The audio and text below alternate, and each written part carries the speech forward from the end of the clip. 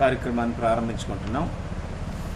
దేవుని వాక్యాన్ని మాతో కలిసి నేర్చుకోవడానికి వచ్చిన మీ అందరికీ ప్రత్యేకమైన వందనాలు తెలియజేసుకుంటున్నామండి. ప్రార్థన చేసుకొని ఈ కార్యక్రమాన్ని ప్రారంభించుకుందాం. మహోన్నతుడు అయిన మా పరమ తండ్రి, పరిశుద్ధుడు అయిన మా నాయన, మా ప్రభువును మా రక్షకుడైన క్రీస్తునందు మీ కృపను బట్టి మీరు మాకు అనుగ్రహించిన దేవుళ్ళకై స్తోత్రములు చెల్లిస్తున్నాం. మా తండ్రి, ప్రతిరోజు మీ వాక్యాన్ని ధ్యానించి మీ సహవాసంలో కొనసాగినట్లు మీరు మాకు ఇచ్చిన ఈ అవకాశాన్ని బట్టి మీకు స్తోత్రములు చెల్లిస్తున్నాం. పరిశుద్ధాత్మ ప్రేరణ చేత వ్రాయబడిన గ్రంథాన్ని మేము చదువుకొని మీ మనసును గ్రహించినట్లు కృప చూపించినందుకు స్తోత్రములు చెల్లిస్తున్నాం. నన్ను, నాతో పాటు మీ వాక్యం నేర్చుకుంటున్న మీ బిడ్డలందరినీ కనికరించమని క్రీస్తు పుణ్యనామమున ప్రార్థిస్తున్నాము తండ్రి, ఆమేన్. ఈ సందర్భంలో దేవుని యొక్క వాక్యాన్ని మనం ధ్యానించుకుంటున్నాం.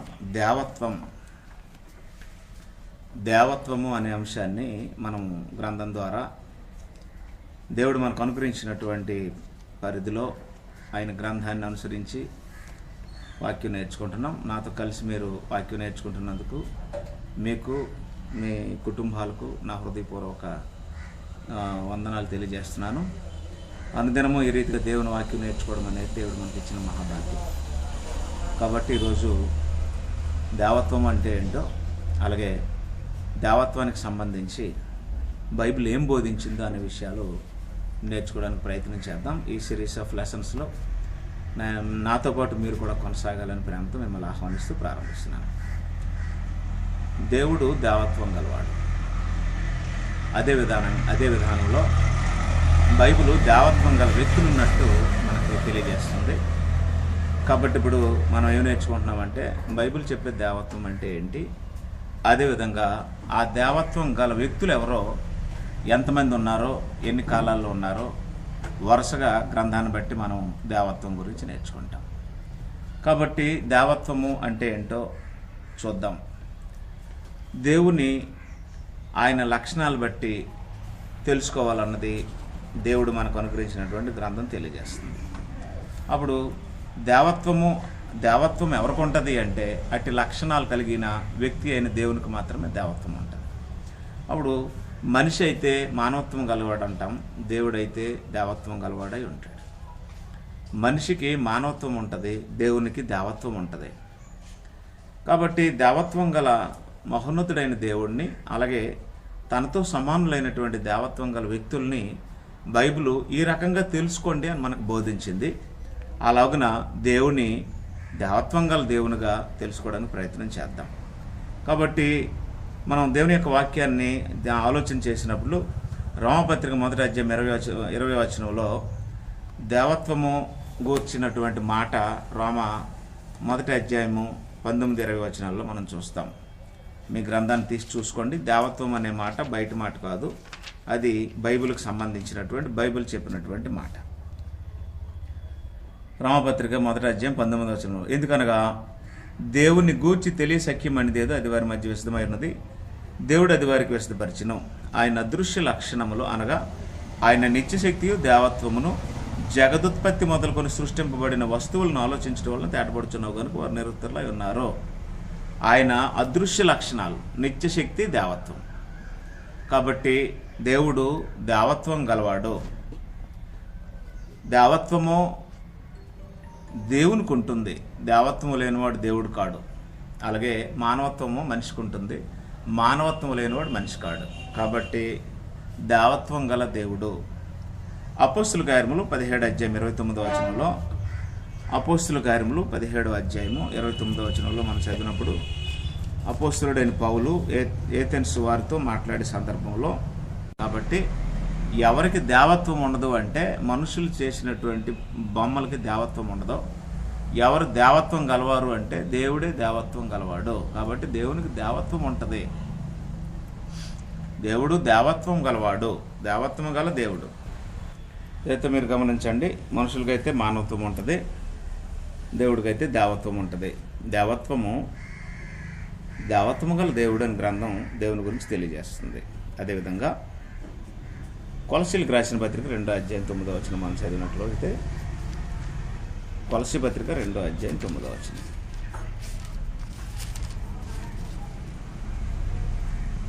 ఎలయనగా దేవత్వం యొక్క సర్వ పరిపూర్ణత శరీరముగా క్రీస్తునందు నివసించున్నది. కాబట్టి దేవత్వము గలవాడు క్రీస్తు. క్రీస్తు దేవత్వము సంపూర్ణ దేవత్వము గలవాడు. ఎలయనగా దేవత్వం యొక్క సర్వ పరిపూర్ణత శరీరముగా క్రీస్తునందు నివసించున్నది. క్రీస్తు దేవత్వము గలవాడు. క్రీస్తు దేవత్వాన్ని అంగీకరించిన వాడు సాతాను ఒక్కడే క్రీస్తుకు దేవత్వం లేదంటాడు. కానీ గ్రంథము క్రీస్తు దేవత్వము గలవాడు అని రాసింది. కాబట్టి దేవత్వము అనే మాట బైబిల్కి సంబంధించిన మాట మనం చదువుకుందాం. కాబట్టి దేవత్వము అంటే ఏంటో ఆలోచన చేద్దాం. దేవత్వము అంటే దేవుని యొక్క స్వభావం. దేవుని యొక్క స్వభావము దేవత్వం. దేవుని యొక్క తత్వం దేవత్వం. దేవుని యొక్క స్వభావాన్ని దేవత్వం అంటే దేవుని యొక్క తత్వాన్ని దేవత్వం. ఆయన తత్వము, ఆయన స్వభావం. పేతురు రాసిన 2వ పత్రిక 1వ అధ్యాయంలో మనం చదివినట్లయితే 4వ వచనం. ఆ మహిమ గుణాతిశయములను బట్టి ఆయన మనకు అమూల్యములను అతి అధికములైన వాగ్దానం అనుగ్రహించున్నాడు. ఈ దురాశను అనుసరించడం వలన లోకమందున్న భ్రష్టత్వమును ఈ వాగ్దానముల మూలముగా మీరు తప్పించుకొని దేవ స్వభావమందు పాలువారగినట్లు వాటిని అనుగ్రహించిను. కాబట్టి దేవత్వము స్వభావానికి సంబంధించింది. ఎవరి స్వభావం అంటే దేవస్వభావం, దేవుని యొక్క స్వభావం. కాబట్టి దేవత్వం. ఈ స్వభావాన్ని సంపాదించవలసిన వాడు నరుడు. ఈ దేవుని యొక్క స్వభావాన్ని సంపాదించవలసిన వాడు ఎవరంటే నరుడు. తెలుసుకోవలసిన వాడు నరుడే. మనిషికి మాత్రమే దేవుని తన స్వరూపంలో సృజించాడు. మనిషిని మాత్రమే దేవుడు తన పోలికలో సృజించాడు. కాబట్టి దేవత్వానికి సంబంధించి నేర్చుకోవాల్సిన అవసరం మానవుడికి ఉంది. కాబట్టి దేవత్వము దేవునికి ఉంటుంది. దేవత్వం క్రీస్తు ప్రభువుకు ఉంది. క్రీస్తు ప్రభు దేవత్వము గల వ్యక్తి. కాబట్టి ఎవరైనా క్రీస్తుకు దేవత్వం లేదు అంటే, క్రీస్తుకు దేవత్వం లేదని చెప్పిన వాళ్ళు ఎవరైనా ఉన్నారంటే అపవాది వాని అనుచరులు ఉంటారు తప్ప క్రీస్తు దేవత్వం గలవాడు. దేవుడు చెప్పాడు, దేవుడు అన్నాడు, దేవా నీ సింహాసనము నిరంతరము ఉంటుందని చెప్పాడు. కాబట్టి దేవుడే యేసుక్రీస్తుని దేవా అన్నాడంటే దేవత్వం ఉన్నవాడిని దేవా అంటారు, దేవత్వం లేనివాడిని మనిషి అంటారు. నరుడు మానవత్వం ఉన్నవాడు, దేవుడు దేవత్వం ఉన్నవాడు. అప్పుడు మరో విషయం ఏమిటి అంటే, ఈ దేవత్వం కలిగినటువంటి, ఈ తత్వం కలిగినటువంటి వ్యక్తి యేసుప్రభు అని హెబ్రీ పత్రిక 1వ అధ్యాయంలో హెబ్రీ రచయిత తెలియజేశాడు. 3వ వచనం. ఆయన దేవుని మహిమ యొక్క తేజస్సును, ఆయన తత్వం యొక్క మూర్తిమంతమై ఉండి, ఆయన దేవుని మహిమ యొక్క తేజస్సును, ఆయన తత్వం యొక్క మూర్తిమంతమై ఉండి తన మహత్తు గల మాట చేత సమస్తమును నిర్వహించు. యేసుప్రభు వారు దేవత్వం గల వ్యక్తి. కాబట్టి యేసుప్రభు దేవుని యొక్క తత్వమై ఉన్నాడు అని గ్రంథం తెలియజేస్తుంది. అయితే ఇలాంటి వ్యక్తులు ఎంతమంది ఉన్నారు దేవత్వం గల వ్యక్తులు అనేది గుర్తుంచుకోండి. దేవత్వంలో ముగ్గురు వ్యక్తులు కాదు, దేవత్వంలో ముగ్గురు వ్యక్తులు అనేది రైట్ వర్డ్ కాదు. దేవత్వం గల వ్యక్తులు ముగ్గురు ఉన్నారనేది కరెక్ట్ వర్డ్.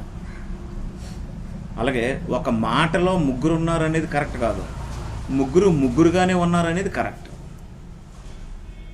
కాబట్టి దేవత్వం గల వ్యక్తులు ముగ్గురున్నారని ఎలా చెప్తున్నాము అంటే, ఇదిగో రెఫరెన్స్లు ఉన్నాయి. ఆదికాండం 1వ అధ్యాయం 26వ వచనంలో దేవత్వం గల దేవుడు తనతో సమానత్వాన్ని పంచుకుంటున్నటువంటి వ్యక్తులతో చెప్తున్నాడు. మన స్వరూపమందు మన పోలుకు చెప్పిన నరులను చేయదు అన్నాడు. కాబట్టి నా స్వరూపము నా పోలుకు అని చెప్పలా.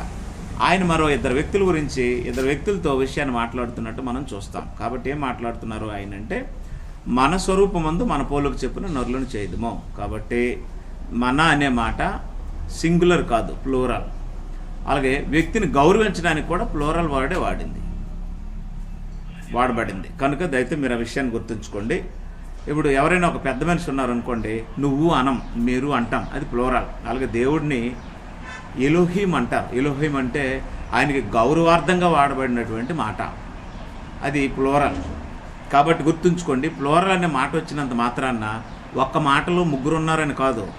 ఒక్క మాటలో ముగ్గురు ఎలాగుంటారు? ముగ్గురుగానే ఉన్నారు, ముగ్గురుగానే ఉంటారు అని గ్రంథం తెలియజేస్తుంది. కాబట్టి దయతో మీరు ఈ మాటలు గమనించండి. మన స్వరూపమందు మన పోలిక చెప్పున నరులను చేయదమని దేవుడు అన్నాడు. అలాగ అన్నప్పుడు తనతో సమానులైన వారితో అన్నాడు. ఎవరా తనతో సమానులైన వారో వారు దేవుని స్వరూపం కలిగిన వారే అనే సంగతి మనం ఇక్కడ గమనించాలి. మరి ఒక విషయాన్ని మనం చదువుకుందాం.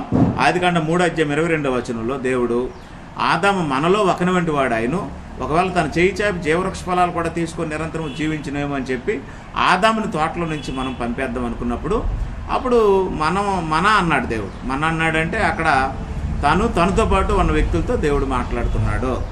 మూడో విషయం ఏంటంటే బాబెల్ గోపురం కట్టే సమయంలో జనం ఒక్కటే, భాష ఒక్కటే కాబట్టి వారు అనుకున్నది ఏదైనా చేస్తారు కాబట్టి మనం దిగిపోయి వారి భాషను తారుమారు చేద్దాం అన్నాడు దేవుడు. కాబట్టి అక్కడ మన అన్నాడంటే అక్కడ ఆయన ఒకరికంటే మించిన వారు ఉన్నారు, మరి కొంతమంది ఉన్నారు అని దాని అర్థం అనమాట.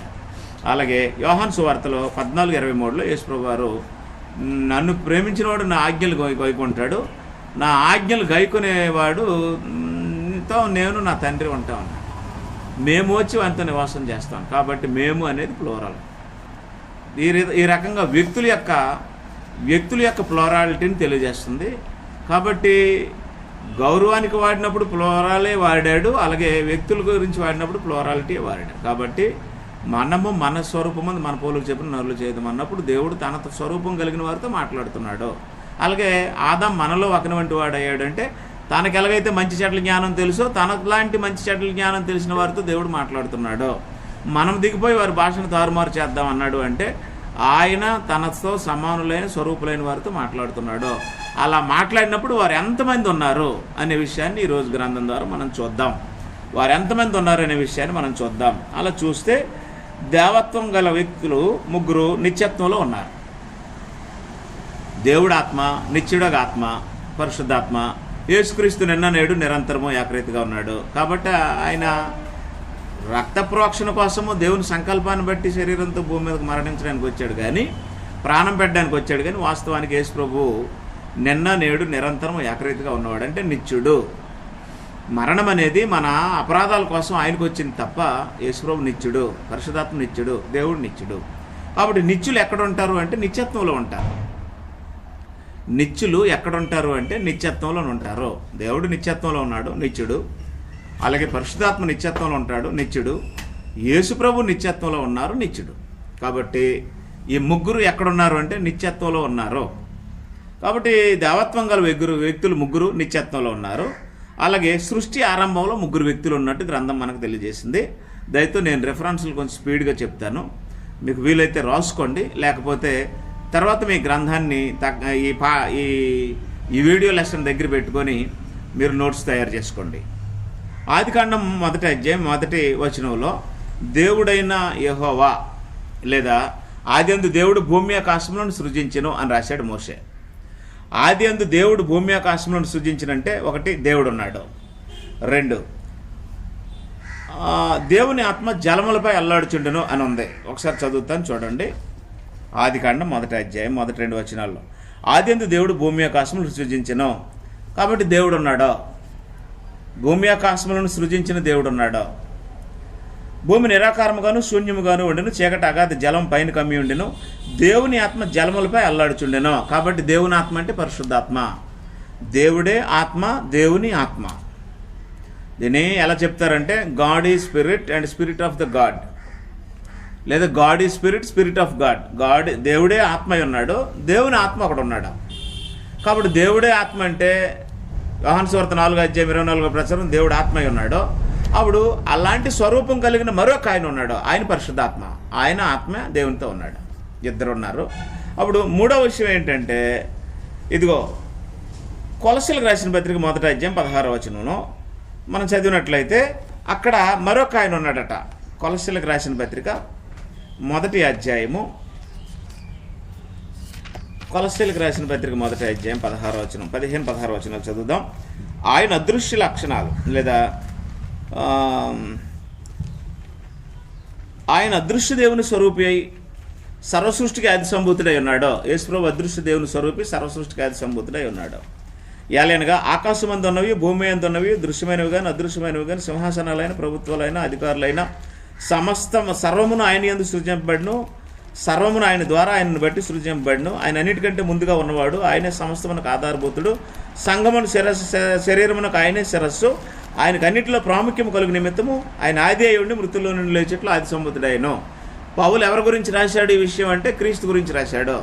కాబట్టి క్రీస్తు ఆది సంభూతుడు అంటే ఆదిలో ఉన్నాడు, కలిగినదేదో ఆయన లేకుండా కలగలేదు. కాబట్టి దేవత్వం అనే ఈ సిరీస్ ఆఫ్ లెసన్లో ఏ వ్యక్తి ఏ పని చేశారు, ఎవరు ఎలాంటి పనులు చేశారనే విషయాలు మనం వరుసలో నేర్చుకుంటాం. కాబట్టి ఇప్పుడు ఏం నేర్చుకుంటున్నాము అంటే యేసు ప్రభు ఉన్నాడో. యోహాన్ ఇలా రాశాడు. యోహాను సువార్త 1వ అధ్యాయం 4వ వచనాలు మనం చదివినట్లయితే, యోహాను సువార్త 1వ అధ్యాయం 4వ వచనాలు మనం చదివినట్లయితే, ఆది అందు వాక్యం ఉండెను, వాక్యము దేవుని యొద్ద ఉండెను, వాక్యము దేవుడై ఉండెను. కాబట్టి ఆది అందు దేవుడు భూమి ఆకాశమును సృజించిన అన్నప్పుడు దేవుడు ఉన్నాడు. దేవుని ఆత్మ జలములపై అల్లాడుచున్న అన్నప్పుడు పరిశుద్ధాత్మ ఉన్నాడు. అప్పుడు ఆది అందు వాక్యం ఉండును, వాక్యం దేవుని యొద్ద ఉండును అంటే వాక్యం అనబడే శరీరాన్ని ధరించి వచ్చిన శరీరధారి అయినటువంటి ఈ వ్యక్తి యేసుక్రీస్తు ఆనాడు వాక్యంగా దేవుని దగ్గర ఉన్నాడు. కాబట్టి ముగ్గురున్నారు ఆది అందు.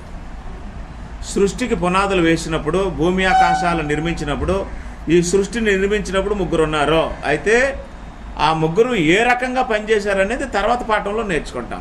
ఇక్కడ మనకు ఒక విషయం క్లియర్ అయింది ఏంటంటే, ఆదికాండం 1:1 ప్రకారం దేవుడు ఉన్నాడు, ఆదికాండం 1:2 ప్రకారం పరిశుద్ధాత్మ ఉన్నాడు, యోహాను సువార్త 1:4 ప్రకారము యేసు ప్రభు ఉన్నాడు. అయితే అక్కడ ఒకడు తండ్రిగాను, అక్కడ ఒకడు కుమారుడుగాను, అక్కడ ఒకడు పరిశుద్ధాత్మగాను కాక, అక్కడ ఒకడు యేసుగాను, అక్కడ ఒక ఆయన యెహోవాగాను కాక, అక్కడ ఒక ఆయన ఆదరణకర్తగా కాక, అక్కడ ఆత్మలుగానే ఉన్నారు. అది గమనించండి.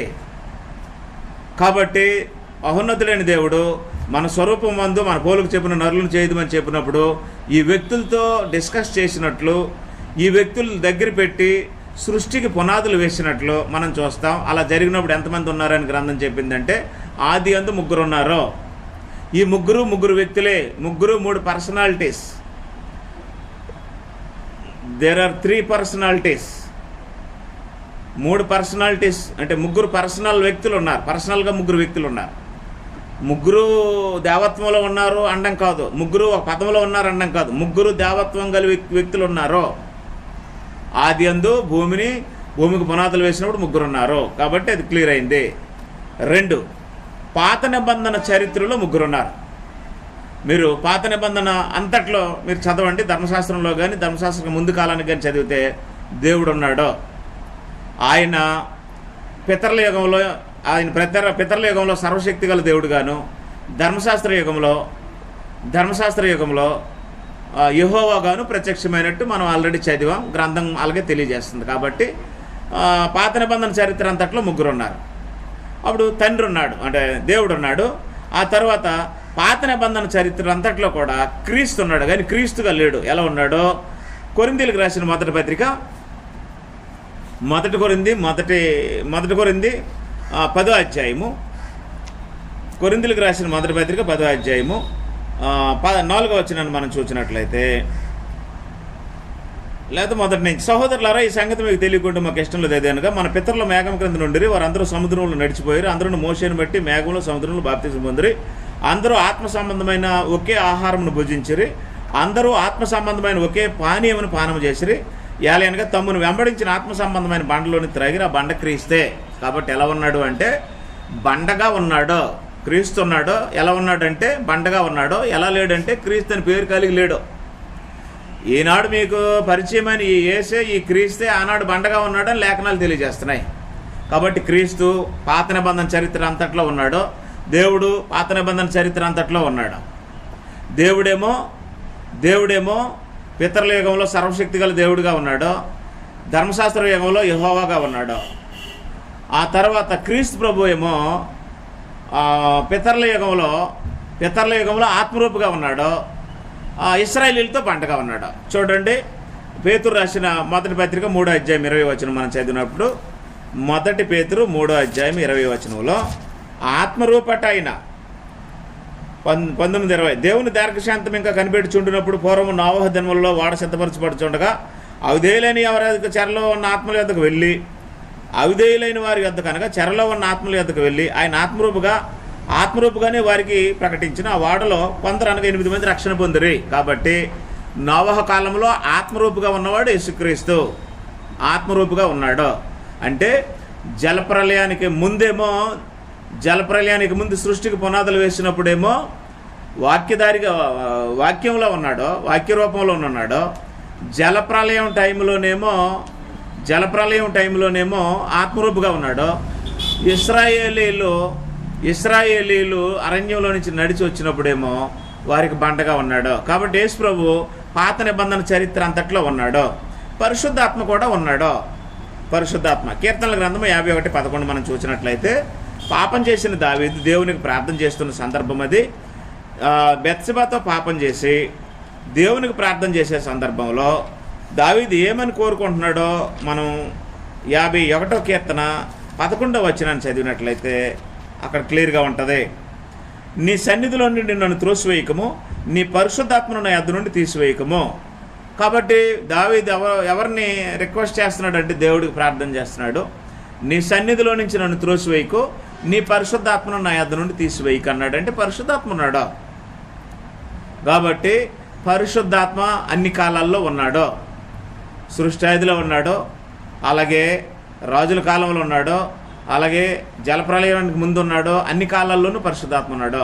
పరిశుద్ధాత్మ లేని కాలం లేదు. చరిత్ర అంతట్లో పరిశుద్ధాత్మ కాలం ఉన్నాడు. పాత నిబంధన చరిత్ర అంతట్లో పరిశుద్ధాత్మ ఉన్నాడు. పాత నిబంధన చరిత్ర అంతట్లో దేవుడు ఉన్నాడు. పాత నిబంధన చరిత్ర అంతట్లో యేసుక్రీస్తు ఉన్నాడు. కాబట్టి గుర్తుంచుకోండి, అప్పటికి పేర్లు లేవు వారికి. 3, యేసుక్రీస్తు బాప్తిస్మం పొందినప్పుడు మత్తయి సువార్త 3వ అధ్యాయాన్ని మనం చదివినట్లయితే, మత్తయి సువార్త 3వ అధ్యాయంలో యేసుక్రీస్తు బాప్తిస్మం పొందే సందర్భం అది. బాప్తిస్మం ఇవ్వడానికి సిద్ధపడే వ్యక్తి యోహాను, యోర్దాను నది దగ్గర ఉన్నారు. ఆయన బాప్తిస్మం పొందడానికి యేసుప్రభు వారు వస్తున్నారు గలిలయ నుండి. ఆయన వస్తున్నప్పుడు ఆయనకి బాప్తిస్మం ఇచ్చే పని యోహాన్ గారు చేస్తారు. అలా బాప్తిస్మం ఇచ్చి యోహాన్ దగ్గరికి యేసుప్రభు వచ్చి బాప్తిస్మం పొందే టైంలో ఏం జరిగిందో చూద్దాం. మత్తయి సువార్త 3వ అధ్యాయం 13 నుండి 16 వరకు మనం చదివినట్లయితే, 13, 17 వచనాలు మనం చదివినట్లయితే, ఆ సమయమున యోహాను చేత బాప్తిస్మం పొందుటకు యేసు గలిలయ నుండి యోర్దాను దగ్గర ఉన్న అతని ఎదుకు వచ్చినాం. కాబట్టి గలిలయ నుండి యోర్దాను దగ్గరకు ఇంచుమించు ఒక 70 మైళ్ళు యేసుప్రభు వారు నడుచుకొని బాప్తిస్మం పొందడానికి వచ్చారు. అందుకు యోహాను, నేను నీ చేత బాప్తిస్మం పొందవలసిన వాడినై ఉండగా నీవు నా యొద్దకు వచ్చుచున్నావా అని ఆయన నివారింపజూచును కానీ ఏ చెప్పటే కానేమో నీతి యావత్తు ఇలా నెరవేర్చడానికి మనకు తగ్గి ఉన్నదని అతనికి ఉత్తరం ఇచ్చాను. అతడు అలా కానిచ్చాను. ఇప్పుడు యేసుప్రభు వారు ఏమన్నారంటే, నీతి ఇది. కాబట్టి ఇప్పుడు నీతి ఏంటి అంటే, ఇలాగా మనకి ఇది తగింది, దేవుడు మనకి ఇలాగ ఇచ్చాడు. కాబట్టి నీతి ఏంటంటే, నువ్వు ఇవ్వాలి, నేను పొందాలి. కాబట్టి నువ్వు బాప్తిసం ఇయ్యు, నేను బాప్తిసం తీసుకుంటానని యేసుక్రీస్తు బాప్తిసం ఇచ్చి యోహాను దగ్గర బాప్తిసం తీసుకోవడానికి యోర్దాను దగ్గరికి వచ్చారు. అప్పుడు ఏం జరిగిందో చూడండి. 16వ వచనంలో, యేసు బాప్తిస్మం పొందిన వెంటనే నేలలో నుండి ఒడ్డునకు వచ్చాను. అంటే బాప్తిస్మం పొందిన వెంటనే నేలలో నుంచి వచ్చాడంటే అర్థం ఏంటంటే నేలలోకి వెళ్ళాడనే కదా. కాబట్టి నేలలో నుంచి ఒడ్డుకు వచ్చాడంటే నేలలోకి వెళ్ళాడు. అంటే బాప్తిస్మం అనేది నేలలో జరిగేది తప్ప నీళ్ళు చిలకరించుకునేది కాదు. దైవ కుమారుడు పాపరహితుడైన యేసుక్రీస్తే నీతిని నెరవేర్చడానికి బాప్తిస్మం పొందడానికి నేలలోకి వెళ్తే, ఏ రోజు ఏదో కొంచెం నీళ్ళు చేతులు వేసుకొని ఇలా చిలకరించుకొని బాప్తిస్మం అయిపోయిందంటే అది బాప్తిస్మం కాదు, అది ధర్మం కాదు, అది నీతి కాదు. కాబట్టి చిలకరించుకోవాల్సిన పరిస్థితి వస్తే యేసుప్రభు యోహానుతో చెప్పి కొంచెం నీళ్ళు తీసుకొచ్చి చిలకరించి నేను ఒడ్డున ఉంటాను అంటాడో, అప్పుడు యోహాను తెచ్చి గౌరవార్థమే వెళ్ళి ఆయన నెత్తి మీద కొన్ని నీళ్ళు చిలకరించిస్తే బాప్తిస్మం అయిపోతుంది కదా. అది బాప్తిస్మం అయితే. కాబట్టి అది బాప్తిస్మం కాదు, చిలకరింపు బాప్తిస్మం కాదు. బాప్తిస్మము అనే మాట వేరు, చిలకరించడం అనే మాట వేరు. ఈ రెండు గ్రీకు పదాలు, వేరువేరు మూలాల నుంచి వచ్చినటువంటి పదాలు ఇవి. కాబట్టి బాప్టైజో అంటే ముంచుట అని అర్థం. కాబట్టి బాప్తిస్మం పొందే వ్యక్తి ఏం చేయాలంటే ముంచబడాలి. అంటే ఎక్కడికి వెళ్ళాలంటే నీటిలోనికి వెళ్ళాలి. ఇదిగో యేసుప్రభు నీటిలోకి వెళ్ళి బాప్తిస్మం తీసుకున్నాడు. ఒడ్డునకు వస్తున్నాడు బాప్తిస్మం తీసుకొని. ప్రభు ఒడ్డునకు వస్తున్నప్పుడు ఏం జరిగిందంటే, ఇదిగో ఆకాశము తెరవబడిను, దేవుని ఆత్మ పౌరాకారం వల్ల దిగి ఆయన మీదకి వచ్చుడు చూచినాం. కాబట్టి ఇప్పుడు రెండో వ్యక్తి ఎవరంటే పరిశుద్ధాత్మ. కాబట్టి ఇప్పుడు బాప్తిస్మం పొందిన వ్యక్తి ఎవరంటే యేసుక్రీస్తు. ఆయన మీదకి పౌరాకారంలో వచ్చిన వ్యక్తి ఎవరంటే పరిశుద్ధాత్మ. పౌరం కాదు. మన వాళ్ళు ఏం చేశారంటే పౌరాకారం అనేది అలంకార భాష మర్చిపోయి దానికి అక్షరార్థంగా ఏం చేశారంటే పౌరు బొమ్మలు వేసారు ఏకం. క్రైస్తవ్యానికి పావురాలకి సంబంధం ఉండదు. అయితే ఏం జరిగిందంటే పావురాకారం వలె అనేది అర్థం చేసుకోక ఏం చేశారంటే పావురాలు వేసారు ఏకం. కాబట్టి ఇప్పుడు అక్కడెక్కడ మీరు చూసినట్లయితే ఫోటోల్లో తెల్లటి పావురాలు ఉంటాయి. ఆ నెత్తి మీద అటోటి ఇటోటి ఫోటోల్లో పావురాలు ఎగురుతున్నట్టు ఉంటాయి. పావురాలకి క్రైస్తవ్యానికి సంబంధం ఉండదు. మరి పావురాలు ఎందుకు వేసారంటే అలంకారంగా చెప్పారనేది గ్రహించక అక్షరార్థంగా పావురాలు వేసుకున్నారు. కాబట్టి పావురాకారం వల్ల ఆయన మీదకి వచ్చినప్పుడు పరిశుద్ధాత్మ అది వల్లే అన్నాడో అదొక అలంకారం. కాబట్టి రెండో వ్యక్తి పరిశుద్ధాత్మ అయితే అప్పుడు 17వ వచనంలో ఇదిగో ఈయనే నా ప్రియకుమారుడు, ఈయన యందు నేను ఆనందించున్నాను అని ఒక శబ్దము ఆకాశం నుండి వచ్చినో. కాబట్టి ఇప్పుడు ఏం జరిగిందంటే పైనుండి మాట్లాడేవాడు ఒక దేవుడు. పైనుండి మాట్లాడే దేవుడేమో తండ్రి స్థానంలో నుండి మాట్లాడుతున్నాడు. ఈయన నా ప్రియకుమారుడు, ఈయన యందు నేను ఆనందిస్తున్నానని ఆయన మాట్లాడుతున్నాడు. బాప్తిస్మం పొందే వ్యక్తి ఏమో యేసుక్రీస్తు, ఈయనే దేవుని కుమారుడని యోహాను నమ్మడానికి వచ్చిన వాడేమో పరిశుద్ధాత్మ. కాబట్టి ముగ్గురు ఉన్నట్టు క్లియర్ అయిపోయింది. కాబట్టి ముగ్గురు ఒక మాటలో ఉన్నారని అనడం ఏంటి? ముగ్గురు ఒక మాటలో లేరు. ముగ్గురు ఒక్కడే అని అనడం ఏంటి? ముగ్గురు అక్కడే కాదు, ముగ్గురే. కాబట్టి ముగ్గురు ఒక్కడే కాబట్టి ముందు తండ్రిగా ఉన్నాడు, తర్వాత కుమారుడు అయ్యాడు, తర్వాత పరిశుద్ధాత్మ అయ్యాడు అనడం ఏంటి? అది బోధ కాదు, బైబిల్ కాదు. అది మనిషి బుర్రలో నుంచి వచ్చిన మాటలు అవి. బైబిల్ ఏం చెప్తుందంటే పైనుండి మాట్లాడేవాడు తండ్రి, క్రిందన బాప్తిసం తీసుకునేవాడు కుమారుడు, ఈయన దేవుని కుమారుడు అని యోహాను పోల్చడానికి వచ్చినవాడు, పౌరాకారంలో వచ్చినవాడు పరిశుద్ధాత్మ. ముగ్గురు ఉన్నారు, క్లియర్ అయింది. ముగ్గురుగా గ్రహించకపోతే బైబిల్ అర్థం అవ్వలేదన్నమాట. కాబట్టి దేవత్వం గల వ్యక్తులు ముగ్గురు ఉన్నారో ఇలాగ వెళ్తాం చివరి వరకు మనం. కాబట్టి గుర్తుంచుకోండి, ముగ్గురు ఉన్నట్టు యేసుప్రభు వారు బాప్తిసం పొందిన సందర్భం క్లియర్ చేసింది. యేసుప్రభు బాప్తిసం పొందినప్పుడు ముగ్గురు ఉన్నారు. నాలుగో విషయం ఏంటంటే క్రీస్తు బోధలో ముగ్గురు ఉన్నారు. యోహాను సువార్త 14వ అధ్యాయం 16-17 వచనాలు. యోహాను సువార్త 14వ అధ్యాయం 16-17 వచనాలు మనం చదివినట్లయితే, యోహాను సువార్త 14-16-17 వచనాలు మనం చదివినట్లయితే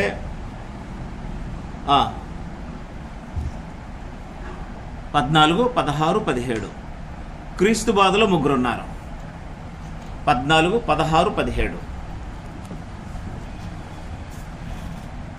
నా నామము మీరు నన్నేం అడిగినను నేను చేతును, మీరు నన్ను ప్రేమించిన ఎడలా నా ఆజ్ఞలు గైకొందురు, నేను తండ్రిని వేడుకొందును, మీ యొద్ద ఎల్లప్పుడూ ఉండుటకై ఆయన వేరొక ఆదరణకర్తను అనగా సత్యస్వరూప ఆత్మను మీకు అనుగ్రహించును. కాబట్టి ముగ్గురున్నారు, దేవత్వం గల వ్యక్తులు ముగ్గురున్నారు. యేసుప్రభువు ఏం చెప్తున్నాడు అంటే నేను తండ్రిని వేడుకొందును అంటే ఆయన తండ్రి కాడు. నేను తండ్రిని వేడుకొందును అన్నాడంటే తండ్రి ఉన్నాడని యేసుప్రభువుకు తెలుసు. కాబట్టి యోహాను సువార్త 4:27లో నిన్న మనం చదువుకున్నాం మన లెసన్లో, దేవుడు ఆత్మ కనుక ఆయన ఆరాధించేవారు ఆత్మతోను సత్యంతోను ఆరాధింపవాలని అన్నాడు. తను ఆరాధించేవారు అట్టివారే కావాలని తండ్రి కోరుచున్నాడు. కాబట్టి తండ్రి ఒక్కడే. బైబిల్ ప్రకారం ఇద్దరు తండ్రులు లేరు. కాబట్టి ఒకే తండ్రి, ఆ తండ్రి ఆరాధన కోరేవాడు.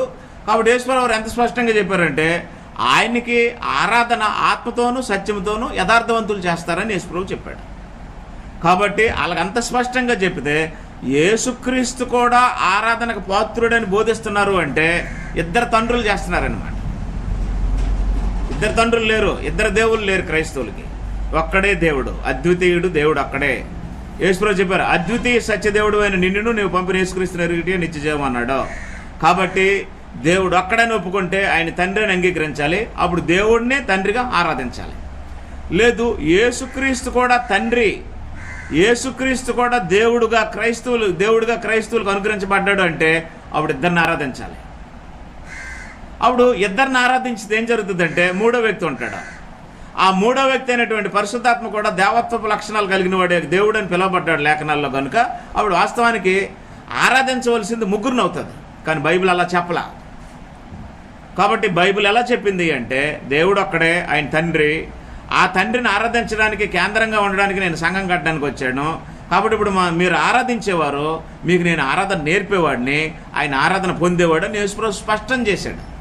క్లియర్ అయిపోయింది. ఇంక దానికోసం డిస్కషన్లు డిబేట్లు చేసుకోవాల్సిన అవసరం లేదు. కాబట్టి ఆరాధన కోరేవాడు తండ్రి, ఆరాధన జరిపించేవాడు యేసుక్రీస్తు, ఆరాధన ఆత్మతోనూ సత్యముతోనూ జరిగించినట్లు మనుషులకి విషయాన్ని అందించినవాడు పరిశుద్ధాత్మ. కాబట్టి ముగ్గురు ఉన్నారు. వారు అలా డిసైడ్ అయ్యారు, వారు అలాగా తమ పనులు చేయడానికి నిర్ణయించుకున్నారు. వారు అలాగుంటే మేము లేదండి మిమ్మల్ని సమానంగా ఆరాధించేస్తామని అనడానికి మనకు అధికారం లేదు, హక్కు లేదు. కాబట్టి వారు అలా డిసైడ్ అయ్యారో అది అర్థం అవ్వకపోతే దెబ్బ అయిపోతారో కనుక గుర్తుంచుకోండి. నేను తండ్రిని వేడుకుంటాను అన్నాడు కాబట్టి నేను అనే చెప్పే వ్యక్తి యేసుక్రీస్తు. తండ్రిని వేడుకుంటాను అన్నాడు కాబట్టి వేడుకోవాల్సింది తండ్రిని. అప్పుడు ఆదరణకర్త వస్తాడు అన్నాడు కాబట్టి ఆదరణకర్త ఎవరంటే పరిశుద్ధాత్మ. ముగ్గురు ఉన్నట్టు క్లియర్ అయింది. క్రీస్తు బోధలో ముగ్గురు ఉన్నారు. మరో వచనం చదువుతాం. యోహాను సువార్త 16వ అధ్యాయము. యోహాను సువార్త 16వ అధ్యాయం 7వ వచనం చదివినట్లయితే, అయితే నేను మీతో సత్యము చెప్పుచున్నాను, నేను వెళ్ళిపోయేటి వలన మీకు ప్రయోజనకరము. నేను వెళ్ళని ఎడల ఆదరణకర్త మీ యొద్దకు రాడు. నేను వెళ్ళిన ఎడల ఆయనను మీ యొద్దకు పంపుదును. ఆయన వచ్చి పాపమును గూర్చి, నీతిని గూర్చి, తీర్పును గూర్చి లోకం ఒప్పుకొని చేయను. కాబట్టి నేను వేరు, నాలాంటి వేరొక ఆయన ఉన్నాడు, ఆయన వేరు. నేను ఎవరినంటే మీ గురువుని, క్రీస్తుని. మరి నాలాంటి ఇంకొక ఆయన వస్తాడు నేను వెళ్తే, ఆయన ఎవరంటే ఆదరణకర్త. కాబట్టి పరిశుద్ధాత్మని ఆయనని యేసుప్రభు సంబోధించాడు. అప్పుడు ఆయన మిమ్మల్ని సర్వసత్యంలో నడిపిస్తాడని 13వ వచనంలో చెప్పి, అయితే ఆయన అనగా సత్యస్వరూపైన ఆత్మ వచ్చినప్పుడు మిమ్మల్ని సర్వసత్యంలో నడిపించును. ఆయన తనంతట తాను ఏమీ బోధింపక వేటిని వినునో వాటిని బోధించి సంభవింపబో సంగతులు మీకు తెలియజేయని అపోస్తులకు బోధించాడు.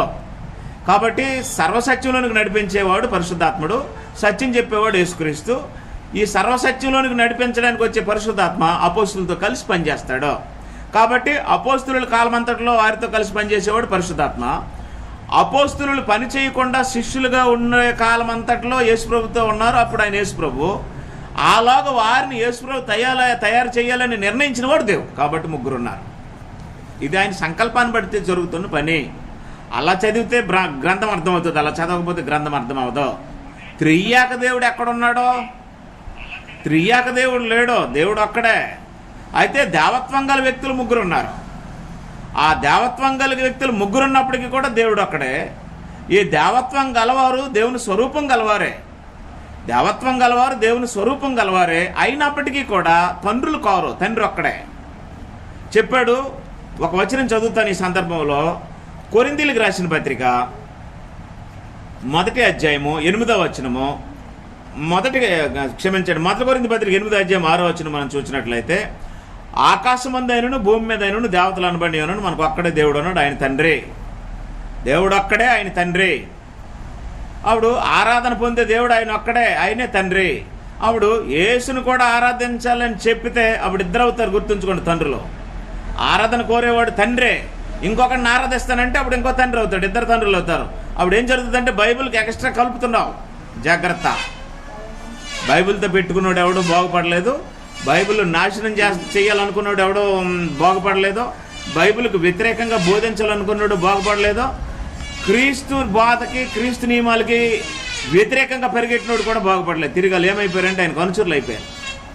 అది బైబిల్ పవర్.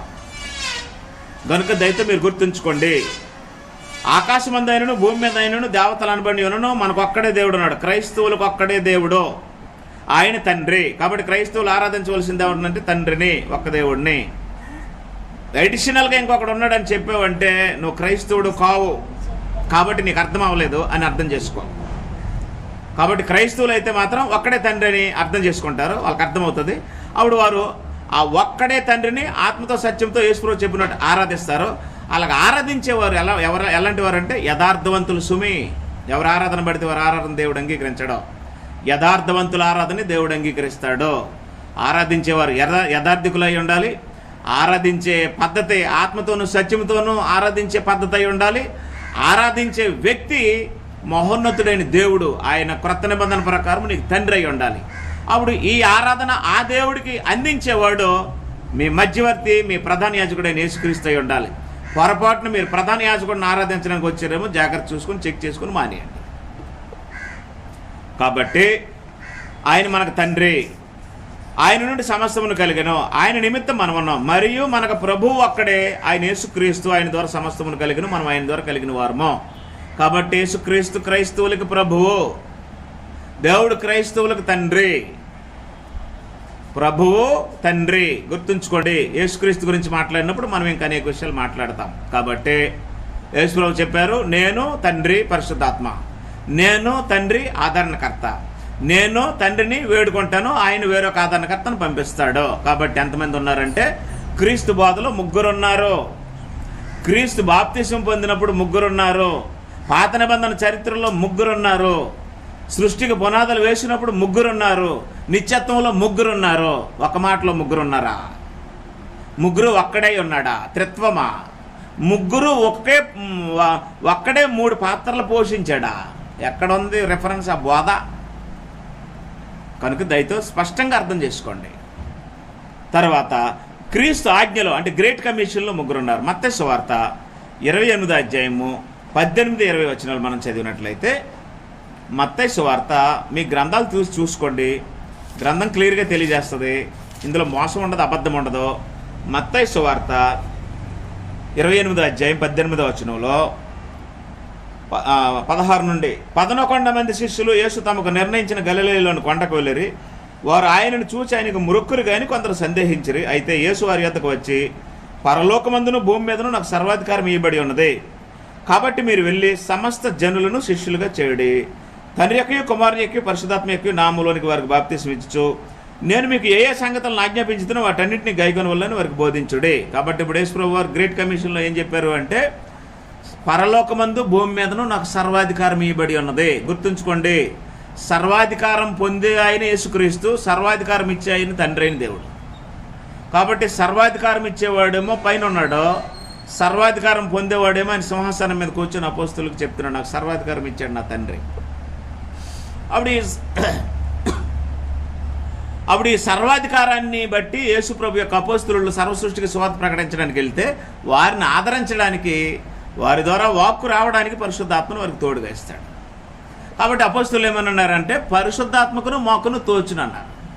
దీనికి పరిశుద్ధాత్మ మేము సాక్షులము అన్నారు. కాబట్టి గ్రేట్ కమిషన్లో ముగ్గురున్నారు. ఇప్పుడు బాప్తిసం పొందే వ్యక్తి ఎలా పొందాలి అంటే, తండ్రి యొక్క, కుమారుని యొక్క, పరిశుద్ధాత్మ యొక్క నామములను పొందాలి.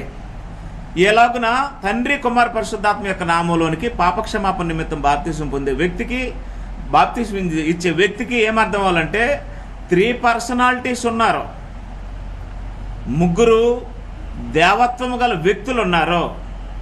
వారి తత్వము, వారి స్వభావము ఒకటే. అట్టివారు ముగ్గురు ఉన్నారు. కాబట్టి అందులో ఒక ఆయన తండ్రి, అందులో ఒక ఆయన కుమారుడు, అందులో ఒక ఆయన పరిశుద్ధాత్మ. కాబట్టి తండ్రి యొక్క, కుమారుని యొక్క, పరిశుద్ధాత్మ యొక్క నామంలో యేసునామమున బాప్తిసం కాదు. అపోస్తలుల 2వ అధ్యాయంలో యేసునామమున బాప్తిసం పొందనని చెప్పింది ఆయన అధికారం గురించి చెప్పాడు. యేసునామమున బాప్తిస్మం రైట్ కాదు. అలాగే తండ్రి యొక్క, కుమారుని యొక్క, పరిశుద్ధాత్మ యొక్క నామంలోనికి బాప్తిసం పొందడం కరెక్ట్. అయితే అలా బాప్తిసం పొందే వారికి ట్రినిటీ కుదరదు. ముగ్గురు వ్యక్తులు ఉన్నారని నమ్మితే ఆ బాప్తిసం రైట్. కాబట్టి గ్రేట్ కమిషన్లో ముగ్గురు వ్యక్తులు ఉన్నట్టు గ్రంథం తెలియజేసింది.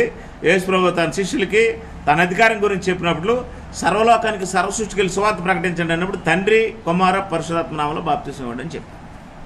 కాబట్టి ముగ్గురు అక్కడ కాదు, ముగ్గురున్నారు. గ్రేట్ కమిషన్లో ముగ్గురున్న తర్వాత ఏం జరిగింది అంటే, మరొక పాయింట్ చూద్దాం. పౌలు బోధలో, అపోస్తలుడైన పౌలు బోధలో ముగ్గురున్నారు. చూద్దాం. అపోస్తలుడైన పౌలు 1 కొరింథీ పత్రిక 12వ అధ్యాయము 4-6 వచనాల్లో ఏం రాశాడో చూద్దాం. 1 కొరింథీ పత్రిక 12వ అధ్యాయము 4-6 వచనాలు మనం చూసినట్లయితే, కృపావరములు నానా విధములుగా ఉన్నవి కానీ ఆత్మ ఒక్కడే. కాబట్టి ఆత్మ ఒక్కడంటే పరిశుద్ధాత్మ ఒక్కడే, కానీ కృపావరాలు ఇస్తాడట. మరియు పరిచర్యలు నానా విధములుగా ఉన్నావు కానీ ప్రభువు అక్కడే. ప్రభు అంటే యేసుక్రీస్తు. పరిచర్యలు ఉన్నాయి, ఆయన పరిచర్యలు చేయించేవాడు. ఎందుకంటే ఆయన పరిచర్య చేయడానికి వచ్చాడు, చేయించుకోవడానికి రాలా. ఆయన తర్వాత ఆయన సంఘంలో పరిచర్యలు ఉన్నాయి, ఆ పరిచర్యలు చేయించేవాడు ప్రభువు, ఆయన ఒక్కడే. మూడోది,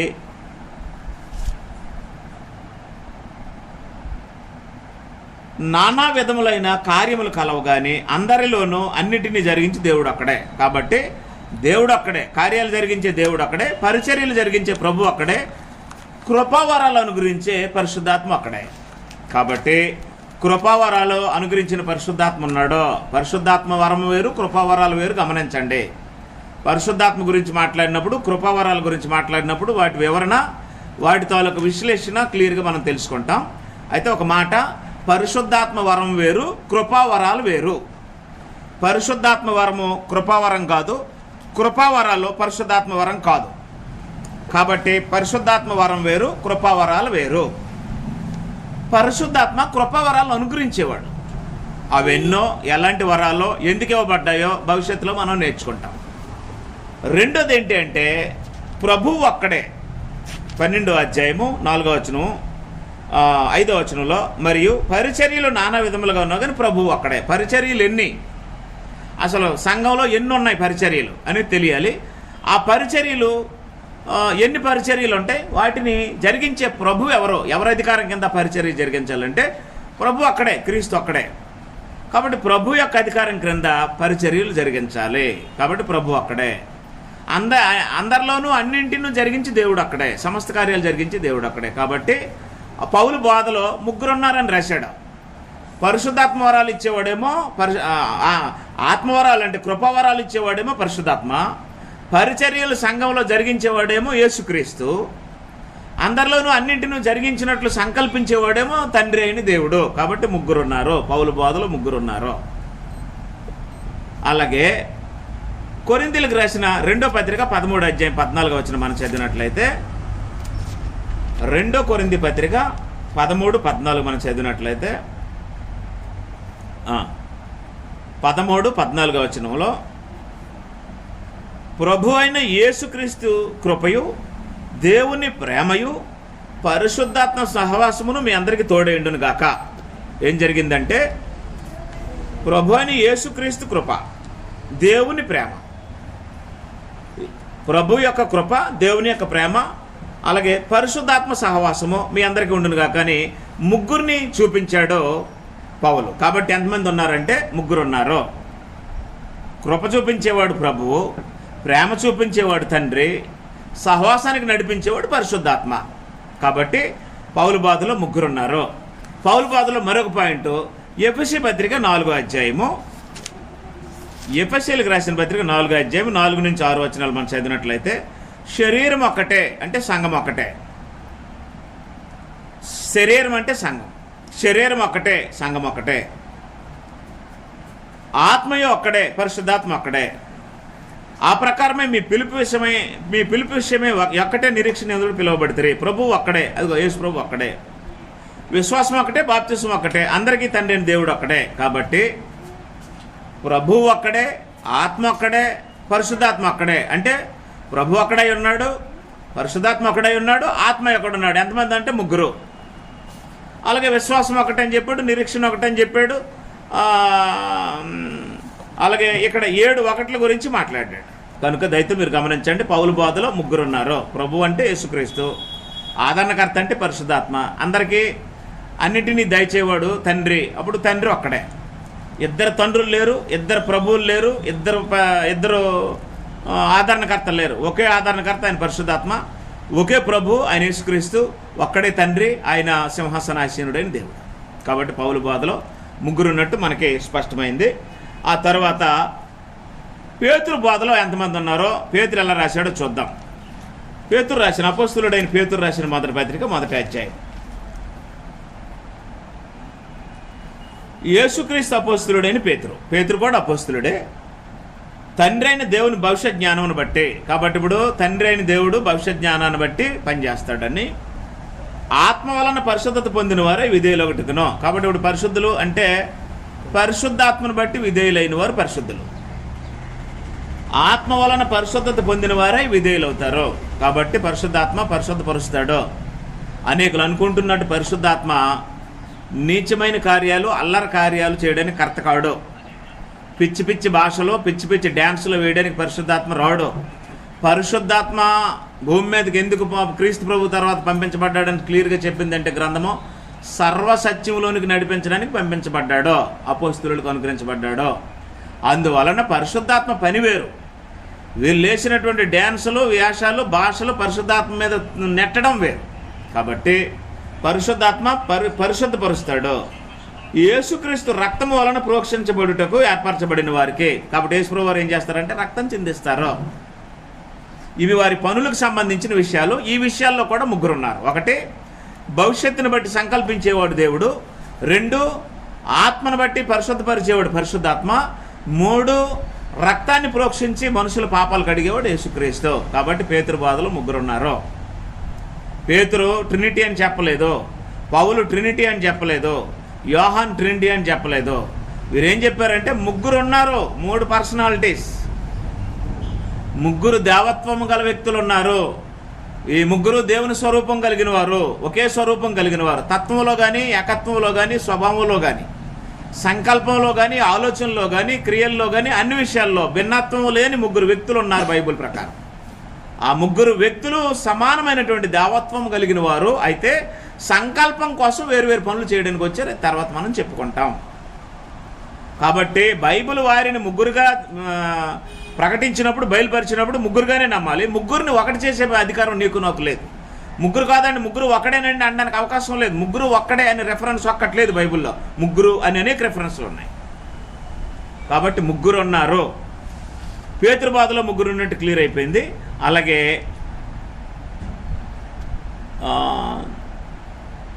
హెబ్రీలకు రాసిన,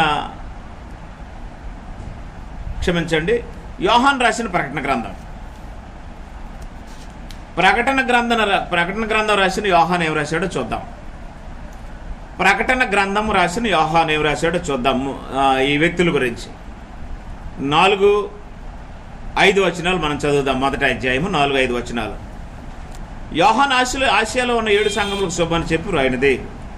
వర్తమాన భూత భవిష్యత్ కాలంలో ఉన్నవాడి నుండి, అంటే దేవుడు, వర్తమాన భూత భవిష్యత్ కాలాల్లో ఉన్నవాడు దేవుడు, ఉన్నవాని నుండి, ఆయన సింహాసనం ఎదుటినున్న 7 ఆత్మల నుండి. ప్రకటన ప్రకారము 7 ఆత్మలు అంటే పరిశుద్ధాత్మ. 7 ఆత్మలు అంటే 7 ఆత్మలు కాదు, 7 ఆత్మ అంటే పరిశుద్ధాత్మ అని అర్థం. కాబట్టి పరిశుద్ధాత్మ ఉన్నాడు. ఆయన సింహాసనం ఎదుటిన 7 ఆత్మల నుండి నమ్మకమైన సాక్షియు, మృతుల్లో నుండి ఆది సంభూతుడిగా లేచిన వాడును, భూపతులకు అధిపతి అయిన యేసుక్రీస్తు నుండి కృపా సమాధానములు మీకు కలుగునుగాక. కాబట్టి నమ్మకమైన సాక్షి, మృతుల్లో నుండి ఆది సంభూతుడిగా లేచిన వాడు ఎవరంటే యేసుక్రీస్తు. వర్తమాన భూత భవిష్యత్ కాలాల్లో ఉన్నవాడు దేవుడు. వర్తమాన భూత భవిష్యత్ కాలాల్లో ఉన్నటువంటి దేవుడు. ఆయన యొద్దనున్నటువంటి 7 ఆత్మలు అంటే పరిశుద్ధాత్మ. అలాగే నమ్మకమైన సాక్షి, మృతుల్లో నుండి ఆది సంభూతులుగా లేచిన వాడు యేసుక్రీస్తు. కాబట్టి యోహాను ఎంతమందిని ప్రజెంట్ చేశాడంటే ముగ్గురు. యోహాను, ప్రకటన గ్రంథం రాసిన యోహాను ఎంతమందిని ప్రజెంట్ చేశాడంటే ముగ్గురు. మత్తయి బాప్తిసం పొందే సందర్భంలో ఎంతమందిని ప్రజెంట్ చేశారంటే ముగ్గురు. కాబట్టి దేవత్వం గల వ్యక్తులు బైబిల్ ప్రకారంగా ఎంతమంది ఉన్నారనేది ప్రాథమికంగా ముందు మనకు ముగ్గురు అని అర్థమైతే, అప్పుడు ఆ ముగ్గురు ఏవే పనులు ఎలా చేశారనేది తర్వాత నేర్చుకుంటాం. అసలు ప్రాథమికంగా ముందు ముగ్గురు ఉన్నారని తెలియాలి కదా. అనేక మందిలో ముగ్గురు కాదు, ముగ్గురు ఒక్కడే అని, ఒక్కడే 3 పాత్రలు వేశాడు. మొదట తండ్రి పాత్రధారి, తర్వాత కుమారుడు పాత్రధారి, తర్వాత పరిశుద్ధాత్మ పాత్రధారిగా మూడు అవతారాలు ఎత్తాడు ఒక్కడ అనుకుంటున్నారు. అంటే నాటకాల్లో చెప్తారు కదా, మొదటి హరిశ్చంద్రుడు, 2 హరిశ్చంద్రుడు, 3 హరిశ్చంద్రుడు. ఈ సినిమాలు, డ్రామాలు చూశారు కదా, ఆ పద్ధతుల్లో ఒక్కడే 3 పాత్రలు ధరించాడని బోధించిన వాళ్ళు ఉన్నారు. కాబట్టి నేనేం చెప్తున్నానంటే, స్పష్టంగా గ్రంథాన్ని అనుసరించి రెఫరెన్సులతో సహా 1వ శతాబ్దానికి సంబంధించిన బోధ, అపోస్తులు అంటే సాక్షులు, ఉన్నవాటిని కన్నవాటిని చూచిన వారి బోధ, వారు చెప్పిన సాక్ష్యాలు రెఫరెన్సులతో సహా మీకు ముందు పెట్టాను. వారు ఏం చెప్పారు అంటే ముగ్గురుగానే ఉన్నారు, ముగ్గురు ఒక్కడ కాదు. అప్పుడు ముగ్గురు అన్ని కాలాల్లోనూ ఉన్నారు, ముగ్గురే ఉన్నారు, ఒక్కడ కాదు. ముగ్గురు వ్యక్తులుగా ఉన్నారు, ముగ్గురు ఒక పదంలో ఉండరు. ఒక వరడ్లో ముగ్గురు ఉన్నారండి కాదు, ముగ్గురు ఉన్నారు. ముగ్గురికి 3 వరడ్స్ ఉన్నాయి. ఒకడు తండ్రి, ఒకడు కుమారుడు, ఒకడు పరిశుద్ధాత్మ. ఒకడు సర్వశక్తి గల దేవుడు, ఒకడు తండ్రి, ఒకడేమో కుమారుడు లేదా సర్వాధికారి అయిన దేవుడు, ఇంకొక ఆయనేమో ఆదరణకర్త పరిశుద్ధాత్మ దేవుడు తన లక్షణాలను బట్టి. కాబట్టి దేవత్వము గల వ్యక్తులు ముగ్గురు ఉన్నారు. ఈ దేవత్వాన్ని బట్టి ముగ్గురు దేవుళ్ళు అనబడ్డారు. అయితే తండ్రి ఒక్కడే. దేవత్వం ఉన్న కారణాన్ని బట్టి ముగ్గురిని బైబిల్ దేవుళ్ళన్నా ముగ్గురు తండ్రులని బైబిల్ ఎక్కడ రాయలే, తండ్రి ఒక్కడే. అప్పుడు ఆరాధనకి ఎవరికి ఆరాధన చేయాలంటే తండ్రికి చేయాలని వారిరువురు ఏకీభవించారు. ఏకీభవించడానికి నీకు నాకు నష్టం ఏంటి? వారిరువురు ఏకీభవిస్తే నీకు నాకు వచ్చినటువంటి ప్రమాదం ఏంటి? నీకు నాకు వచ్చిన సమస్య ఏంటి? ఇబ్బంది ఏంటి అసలు? కాబట్టి గ్రంథం చెప్పిన పద్ధతుల్లో మనం నమ్మి ఆచరించాలి తప్ప మనం డిబేట్లకు దిగి ఎవరి ఆరాధనకు పాత్రుడు, ఎవరిని ఆరాధించాలని చేయవలసిన క్లియర్ అయిపోయింది. కనుక దయతో మీరు స్పష్టంగా విషయాలను అర్థం చేసుకోవాలని మిమ్మల్ని కోరుతున్నాను. 3 వ్యక్తులు ఉన్నారు. ఎఫెసీయులకు రాసిన పత్రిక 1వ అధ్యాయం మనం చూసినట్లయితే అపోస్తలుడైన పౌలు క్రీస్తునందు ఉన్న ఆశీర్వాదాల గురించి మాట్లాడుతూ ఎఫెసీయులకు రాస్తూ ఇలా చెప్పాడు. ఎఫెసీయులకు రాస్తూ ఆయన ఏం చెప్పాడు చూడండి. 3వ వచనం, మన ప్రభువైన యేసుక్రీస్తు యొక్క తండ్రి యొక్క దేవుడు స్తుతింపబడునుగాక. యేసుక్రీస్తే తండ్రి పాత్రధారి అయితే, తర్వాత కుమారుడు పాత్రధారి అయితే, పరిశుద్ధాత్మ ఇక్కడ అబద్ధం రాయించాలి. కానీ పరిశుద్ధాత్మ సత్యస్వరూపి అయిన ఆత్మ, ఆయన అబద్ధం రాయించే వ్యక్తి కాడు. కాబట్టి ఇక్కడ ఆయన ఏం రాయించాడంటే మన ప్రభువైన యేసుక్రీస్తు యొక్క తండ్రి యొక్క దేవుడు అని రాయని పౌలుని చెప్తే, ఆవిడ పౌలు ఏమని రాశాడంటే యేసుక్రీస్తుకి తండ్రిగా దేవుడు ఉన్నాడని రాశాడు. కాబట్టి యేసుక్రీస్తు ఉన్నారు, యేసుక్రీస్తుకి తండ్రిగా దేవుడు ఉన్నాడు. అలా రాయించినోడు పరిశుద్ధాత్మ. అప్పుడు సంకల్పం ఎలా చేశాడో చూడండి. 4వ వచనంలో 3 స్పష్టంగా చదివేద్దాం. మన ప్రభువైన యేసుక్రీస్తు యొక్క తండ్రి యొక్క దేవుడు స్తుతింపబడునుగాక. ఆయన క్రీస్తునందు పరలోక విషయములలో ఆత్మ సంబంధమైన ప్రతి ఆశీర్వాదం మనకు అనుగ్రహించను. కాబట్టి ఆశీర్వాదాలు అనుగ్రహించిన వాడేమో తండ్రి. ఆశీర్వాదాలు ఎవరి యందు అనుగ్రహించాడంటే క్రీస్తునందు అనుగ్రహించాడు. క్రీస్తుకు అవతల ఏ మానవుడికి ఏ ఆశీర్వాదము ఉండదు. ఆశీర్వాదాలు పోగొట్టుకుంటున్నారు జనం. క్రీస్తు పేరు తెలుసు కూడా ఆశీర్వాదాలు పోగొట్టుకుంటున్నారు. అసలు ఆశీర్వాదాలన్నీ ఎవరి యందు ఉన్నాయని బైబిల్ చెప్తుందని క్రీస్తునందు ఉన్నాయన్నాడు. క్రీస్తునందు ఉన్న ఆశీర్వాదాలు ఏ ఆశీర్వాదాలు అని పరిశుద్ధాత్మ చెప్పాడంటే ఆత్మ సంబంధమైన ఆశీర్వాదాలు అన్నాడు. ఈ ఆత్మ సంబంధమైన ఆశీర్వాదాలు క్రీస్తునందు ఉన్నాయి అన్నాడు అంటే అప్పుడు క్రీస్తునందు ఈ ఆశీర్వాదాలు పెట్టుకునేవాడు క్రీస్తుని తనకు శిరస్సుగా అంగీకరించకపోతే ఆశీర్వాదాలు ఎలాగొస్తాయి? కాబట్టి అనేక మంది ఏం చేశారంటే క్రీస్తుని అధికారిగా లేదా శిరస్సుగా ఉండకుండా తీసేసి ఏ వ్యక్తినో, ఏ సంస్థనో, ఏ పేరునో, ఏ కొండ పేరునో, ఏ పర్వతం పేరునో, లేదా ఏ ప్రాంత పేరునో, ఏ ఊరు పేరునో, ఏ సిటీ పేరునో పెట్టుకున్నారు శిరస్సుగా. క్రీస్తుని తీసేశారు శిరస్సుగా. కాబట్టి క్రీస్తునే శిరస్సుగా తీసేస్తే ఆశీర్వాదాలు ఎలాగుంటాయి? అది నా బాధ. క్రీస్తు స్వరక్తం ఇచ్చాడో, క్రీస్తు శ్రమలు అనుభవించాడో, క్రీస్తు శరీరధారిగా వచ్చాడు, సశరీరుడయ్యాడు నీ కోసం నా కోసం. ఆయన పేరు తీసేస్తే ఎలా? కాబట్టి ఆశీర్వాదాలు, ఆత్మ సంబంధమైన ఆశీర్వాదాలు అవి ఎవరి యందు ఉన్నాయి అంటే క్రీస్తునందు ఉన్నాయి. ఈ క్రీస్తునందు ఉన్న ఆశీర్వాదాలు అనుగ్రహించేది ఎవరంటే తండ్రి. అప్పుడు అవి ఎలాగ అనుగ్రహిస్తాడో చదువుదాం. 4వ వచనం, ఎట్లనగా తన ప్రేణియందు తాను ఉచితముగా మనకు అనుగ్రహించిన తన కృపామహిమకు కీర్తి కలుగునట్లు తన చిత్త ప్రకారమైన దయా సంకల్పం చెప్పున యేసుక్రీస్తు ద్వారా తన కుమారులుగా స్వీకరించుటకై మనల్ని ముందుగా తన కోసం నిర్ణయించుకొని మనము తన ఎదుట పరిశుద్ధులమును నిర్దోషులమునై ఉండవల్లని జగత్తు పునాది వేయబడక మునిపే ప్రేమ చేత ఆయన క్రీస్తులో మనలను ఏర్పరచుకొనెను. ఈ ఆశీర్వాదాల కోసమే. కాబట్టి జగత్తు పునాది వేయబడక మునిపే ఏర్పాటు చేసుకున్నవాడు, సంకల్పం చేసినవాడు తండ్రి. ఆ సంకల్పాన్ని, ఆ ఏర్పాటుని మానవులకి దొరుకునట్లు క్రీస్తునందు ఏర్పాటు చేశాడు. కాబట్టి ఇప్పుడు క్రీస్తు ద్వారా క్రీస్తునందు ఆశీర్వాదాలు ఉన్నాయి. క్రీస్తు పేరు తీసేయకండి. మీరేదో పేరు పెట్టారనుకోండి, ఏ కర్మేలు పర్వతమనో, లేకపోతే ఏ యెరూషలేం పట్టణమనో, లేకపోతే ఏ బేతేలనో, లేకపోతే ఇంకా ఏ పెంతుకొస్తానో, లేకపోతే ఇంకా ఏ హెబ్రోననో, లేకపోతే ఏ హోరేబనో పేరు పెడితే అవేవో పేర్లు, రక్తం కార్చే పేర్లు కావు అవి. ఇక్కడ ఏం చెప్తున్నాడంటే క్రీస్తు క్రీస్తు క్రీస్తు క్రీస్తు అంటున్నాడో. ఇది పేరు కాదు, వాస్తవానికి బిరుద్దది. అభిషేకించబడేవాని బిరుద్దు. కాబట్టి అది తీయొద్దని చెప్తున్నాను మీకు. కాబట్టి క్రీస్తునందే ఆశీర్వాదాలు ఉన్నాయి. క్రీస్తు అని పేరు తీసేస్తే ఆశీర్వాదాలు ఎక్కడ ఉంటాయి? ఆ బిరుదు లేకపోతే ఆశీర్వాదాలు ఎక్కడ ఉంటాయి? క్రీస్తునందు అనుగ్రహించే ఆశీర్వాదాలు. ఆశీర్వాదాలు ఎవరి యందు గుప్తమై ఉన్నాయంటే క్రీస్తునందు ఉన్నాయి. ఆ క్రీస్తునందు ఆశీర్వాదాలని ఇమిడ్చిన వాడు ఎవరంటే పైన ఉన్న తండ్రి అయినటువంటి దేవుడు. అప్పుడు ఆ ఆశీర్వాదాలు పొందిన వారు ఆయన సంకల్పం దగ్గరికి వస్తారో. నిన్న దేవుని సంకల్పం చెప్పుకున్నాం. అంటే దేవుని సంకల్పానికి సంబంధించి సంపూర్ణంగా అన్ని విషయాలు చెప్పుకోలేదు, కానీ అద్వితీయుడైన దేవుడు అద్వితీయుడు అనే సిరీస్ ఆఫ్ లెసన్స్లో చివరిని దేవుడు సంకల్పం చేసిన దేవుడు అని చెప్పుకున్నాం. కాబట్టి ఆ సంకల్పంలో 5 విషయాలు ఉంటాయని చెప్పుకున్నాం. ఆ 5 విషయాలు స్టడీ చేయండి. మళ్ళీ చెప్తున్నాను, గుర్తుంచుకోండి. క్రీస్తునందు ఆత్మ సంబంధమైన ఆశీర్వాదాలు ఉన్నాయి. క్రీస్తునందు ఆత్మ సంబంధమైన ఆశీర్వాదాలు క్రీస్తు పేరు తీసేస్తే దొరకవు. అప్పుడు క్రీస్తునందు ఆత్మ సంబంధమైన ఆశీర్వాదాలను ఇమిడ్చింది ఎవరు అంటే మహోన్నతుడైన దేవుడు. కాబట్టి మహోన్నతుడైన దేవుడు క్రీస్తునందు ఆత్మ సంబంధమైన ఆశీర్వాదాలను ఇమిడ్చాడు. అలా ఇమిడ్చినప్పుడు ఆ ఆశీర్వాదాల్లో చిట్ట చివరి ఆశీర్వాదం ఏంటో ఇక్కడ మనకు రాసి ఉంది. ఆ చిట్ట చివరి ఆశీర్వాదం ఏంటో చూడండి. అనేక ఆశీర్వాదాలు ఉన్నాయి, అందులో చివరిది నేను మీకు ఇప్పుడు చదువుతాను, ఎందుకంటే టైం అయిపోయింది. 14వ వచనం లేదా 13వ వచనం.